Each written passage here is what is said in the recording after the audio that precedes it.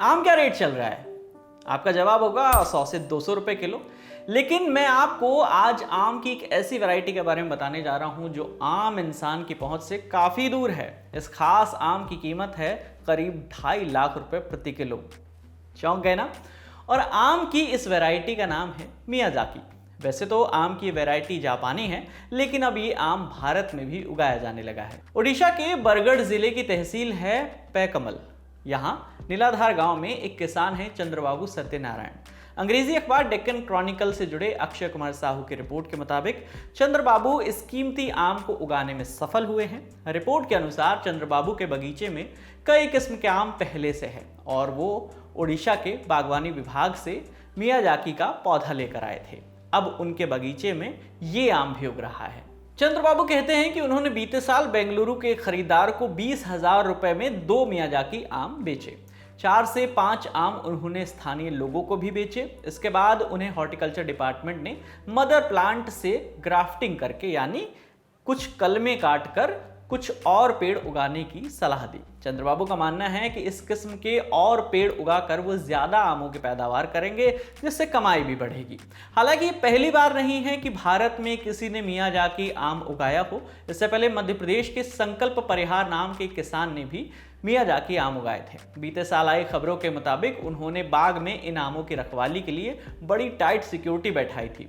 कुछ गार्ड्स और कुत्तों को दिन रात इन आमों की रखवाली के लिए तैनात भी किया था। तब संकल्प ने बताया था कि वो 5 साल पहले नारियल के हाइब्रिड बीज की तलाश में चेन्नई गए हुए थे। तब उन्हें ट्रेन में सफर के दौरान एक यात्री ने 2,500 रुपए में मियाजाकी का एक पौधा दिया था।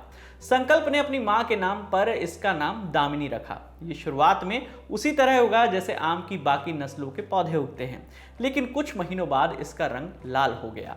लेकिन ये मियाजाकी आम इतना आखिर खास क्यों है? जापान के क्यूशु प्रांत में मियाजाकी नाम का एक शहर है। ये आम जापान के प्रांत ओकिनावा के अलावा मूल रूप से इसी शहर में उगाया जाता है।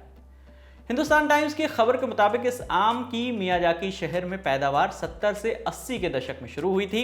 इस आम का गर्म मौसम, पर्याप्त धूप और पर्याप्त मात्रा में बारिश होना इस आम की पैदावार के लिए मुफीद मौसम है।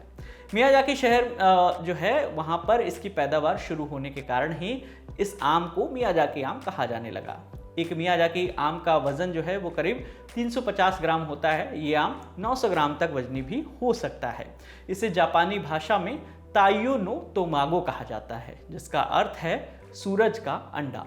ऐसा इसलिए क्योंकि इसका कलर रूबी रेड यानी गहरा लाल और ये आकार में डायनासोर के अंडे की तरह होता है, जबकि भारत और पूरे दक्षिण पूर्वी एशिया में पीले या हल्की लालिमा वाले आमों की ही पैदावार होती है। अब रंग के अलावा इस आम की कुछ और खासियत है, वो भी जान लेते हैं।